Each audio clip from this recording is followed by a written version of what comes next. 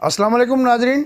आज analysis with Ejaz महर में हम बात करेंगे, बहुत सारी खबरें हैं और बहुत सारी ब्रेकिंग न्यूज़ भी हैं, आपके साथ शेयर करते हैं कि वज़ीर आज़म इमरान खान साहब के लिए एक बड़ा धचका उनको पहुंचा है, उनकी पार्टी को, कि उनके जो तर्जमान हैं नदीम अफजल चंद, उन्होंने हुकूमत से और पार्टी दोनों से अलहदगी का ऐलान कर दिया है। चंद रोज़ पहले जो मुलाकात हुई थी इमरान खान साहब के साथ आर्मी चीफ और डीजी ISI की, ये बड़ी तकरीबन 2 हफ्तों में दूसरी मुलाकात है, तो उसके हवाले से ये कहा जा रहा था कि उन्होंने कह दिया है उनको कि इनफ इज़ इनफ, या तो डिलीवर करें या फिर जो है वो अपना रास्ता नापें। तो इस तरह की चीज़ों की तरदीद भी नहीं हुई। बहरहाल फिर हमने देखा कि उसका असर जो है काबीना के इजलास में नज़र आया। पिछले मंगल को जो इजलास था उसमें वज़ीर आज़म काफ़ी परेशान भी दिखाई दिए और उन्होंने अपने सीनियर वज़रा के साथ जो है वो गड़बड़ जो है उनको डांट डपट भी की और कहा कि डिलीवर करें वरना तो काबीना छोड़ना पड़ेगी आपको। और काबीना में झगड़े की भी आपको कहानी सुनाते हैं। लेकिन इससे भी बड़ी खबर जो है, अहम जो चीज़ है वो ये हुई कि कल लोरालाई में मौलाना फजल रहमान साहब ने जलसा किया। PDM का जलसा था और लीडर तो नहीं जा सके, लेकिन वहाँ मौलाना फजल रहमान ने एक क्लियर मैसेज दिया है कि अब इस मुल्क में इदारों की बालादस्ती नहीं चलेगी। इस मुल्क में बालादस्ती अगर चलेगी तो वो अवाम की चलेगी, आइन की चलेगी, कानून की चलेगी, पार्लिमान की चलेगी, लेकिन इदारों की बालादस्ती नहीं होगी। उन्होंने नाम तो नहीं लिया फ़ौज का, लेकिन ज़ाहिर है कि इस्टेब्लिशमेंट, और इस्टेब्लिशमेंट आपको पता है कि वो क्या है। तो जिस तरीके से मौलाना फजल रहमान ने बड़ी सख्ती के साथ ये बातें की हैं, उससे तो ऐसा मालूम होता है कि एक बार फिर उन्होंने जो है प्रेशर बढ़ाना शुरू कर दिया है इस्टेब्लिशमेंट के ऊपर कि वो फ़ैसला करें और थोड़ा बहुत भी जो छुपके से इनका साया है इमरान खान के सर के ऊपर, उससे ख़ुद को जो है वो बिल्कुल डिसोसिएट करें और ख़ुद को अलहदा करें, वरना तो वो भी निशाने पर होंगे। पिछले दिनों आपने सुना कि DG ISPR की ब्रीफिंग थी, जिसमें जब उनसे पूछा गया, हालांकि वो सवाल ऐसे मालूम हो रहा था कि प्लांटेड क्वेश्चन था, तो वो भी दिखाया गया। तो कहा गया कि जी PDM वाले पिंडी आना चाहते हैं, तो बड़े लाइटर मूड में उन्होंने जवाब दिया DG ISPR ने कि वो आएंगे तो चाय पानी उनको जो है वो हम प्रोवाइड करेंगे। वो एक लिहाज से अगर उसको देखें तो तंज़ भी था कि चाय पानी चलो ठीक है, यानी कि आपको बड़े राज़ी करेंगे या कुछ करेंगे। दूसरा अगर इसका रुख देखें तो वो एक धमकी लगती है कि PDM वाले अगर इधर आए, उन्होंने रेड लाइन क्रॉस की, तो ये उनके लिए अच्छा नहीं होगा। जिसका जवाब उसी रोज़ मौलाना फजल रहमान ने दिया कि ख़ुद तो ये पापा जॉन्स के पिज़्ज़े खाते हैं और हमें चाय पानी पे टरकाते हैं। तो खैर वो चीज़ अपनी जगह पे, लेकिन उसके बाद ये लोरालाई का मौलाना फजल रहमान का बयान है, ये बड़ा ख़तरनाक है, बहुत ख़तरनाक मैसेज है।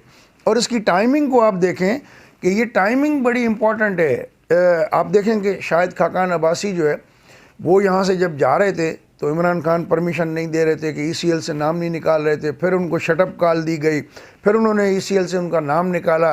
अब वो ज़ाहिर अमेरिका में कोरोना है, सब कुछ है, उनकी बहन बीमार थी, बहनोई बीमार थे, उनके अयादत के नाम पे वो चले गए। नेब में केस भी चल रहा है, उधर उन्होंने कहा कि इनके वारंट जारी करो, पेश नहीं हुए हैं, लेकिन वो भी नहीं हुआ। उसके बाद अल्टीमेटली वो गए अमेरिका से उन्होंने ये कहा था, हालांकि इमरान खान को ये बताया गया था कि वो लंदन नहीं जाएंगे और लंदन में कोरोना है और फलान टिमटी उधर जाएंगे भी नहीं।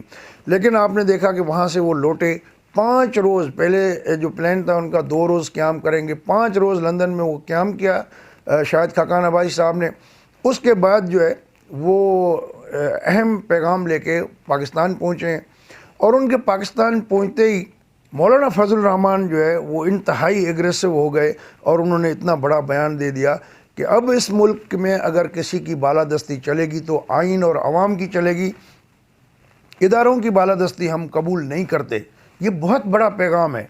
मौलाना फजल रहमान जैसा संजीदा आदमी, ज़ीरक सियासतदान, अगर वो इस तरह की बात करता है और इन कड़ियों को अगर आप मिला के देखेंगे तो इसमें आपको जो है बाकायदा एक सिलसिला नज़र आएगा कि मामलात जो है वो नवाज शरीफ भी इस नहज पे ले गए हैं کہ یہ موقع جو ہے گنوانا نہیں چاہیے.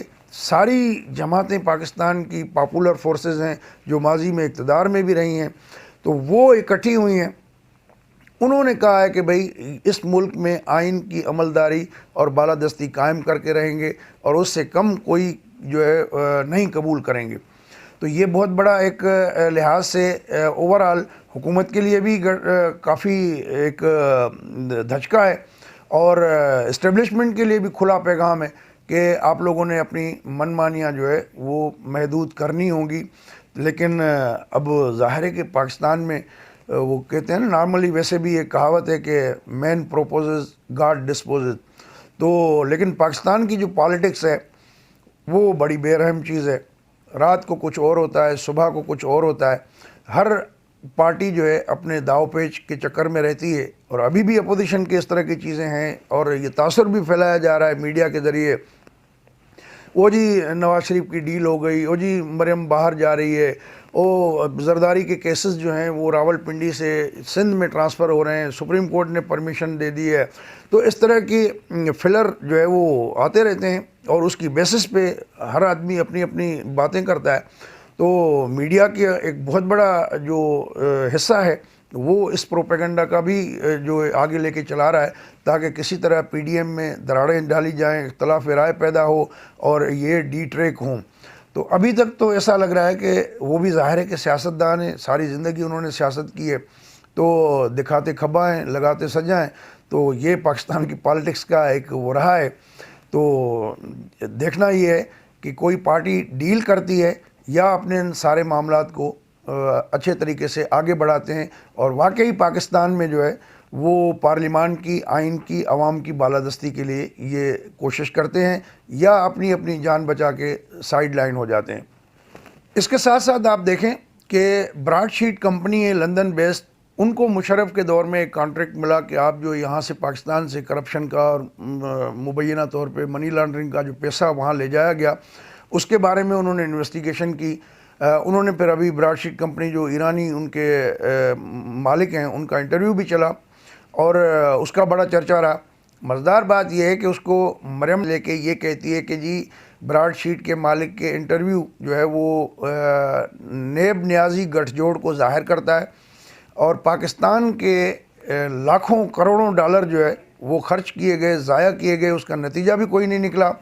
اور دوسری جانب حکومتی ترجمان ہیں, چاہے وہ شہزاد اکبر صاحب ہوں یا وزیر اعظم خود ہوں, وہ یہ کہتے پھر رہے ہیں کہ جی پاناما نے اور براڈ شیٹ نے جو ہے پاکستانی جو سیاستدان ہیں, بالخصوص ان کا ٹارگٹ تو آصف علی زرداری اور میاں نواز شریف ہیں, ان کے بارے میں وہ کہہ رہے ہیں کہ جی ان کو ایکسپوز کیا گیا ہے.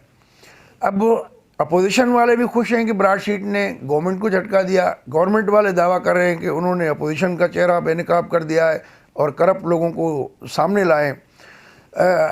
سمجھ سے بالا تر بات ہے. بظاہر تو وہ چیز حکومت کے خلاف ہے جس میں انہوں نے کہا کہ شہزاد اکبر کو کہا گیا کہ $1 ارب کی ہم نے پوائنٹ آؤٹ کیے ہیں, وہ غلط طریقے سے پیسہ آیا ہے, آپ اس پہ کام کریں. لیکن شہزاد اکبر نے آگے کام نہیں بڑھایا. عمران خان سے پوچھا ہوگا, یقیناً اس کے بغیر کیسے جواب دے سکتے ہیں.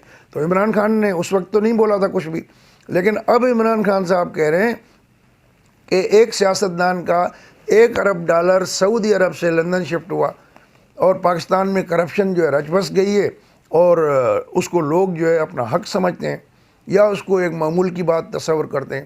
تو ایسے کرپٹ معاشرے میں بہتری نہیں لائی جا سکتی.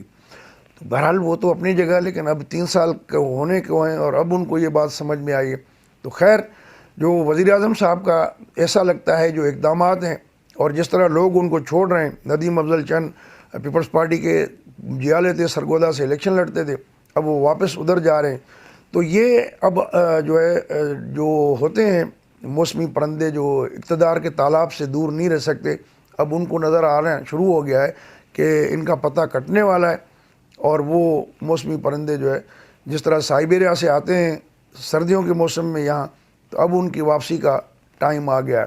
تو ایسے لگتا ہے کہ تحریک انصاف کے ساتھ جتنے بھی اتحادی تھے, ساتھی تھے, اب ان پرندوں کے بھی اڑنے کا وقت آ گیا ہے. دوستو, اگر یہ ویڈیو آپ کو اچھی لگی ہو تو دوستوں کے ساتھ شیئر کر دیجیے گا. ہمارا چینل سبسکرائب نہیں کیا اور بالخصوص جو پہلی بار دیکھ رہے ہیں دوست، ان سے بھی یہ گزارش ہے کہ اس کو سبسکرائب کر لیں اور کمنٹ کرنا نہ بھولیے گا۔ آپ سے ایک گلہ ہے میرا، وہ بھی کرتا چلوں ساتھ ساتھ۔ پچھلی جو ویڈیو تھی میری تلور ڈپلومیسی کے حوالے سے، وہ بڑی 2 دن کی میں نے ریسرچ کی، بڑی زبردست انفارمیشن اکٹھی کی۔ اس میں آپ دیکھیں گے تو بہت ہی اس میں زبردست قسم کی معلومات ہے، لیکن آپ لوگوں نے ٹائٹل دیکھ کے اس کو چھوڑ دیا، اتنی زیادہ نہیں دیکھی گئی۔ اس کو موقع ملے تو ضرور دیکھیے گا۔ اپنا خیال رکھیے گا، اگلی ویڈیو تک اجازت دیں، اللہ حافظ۔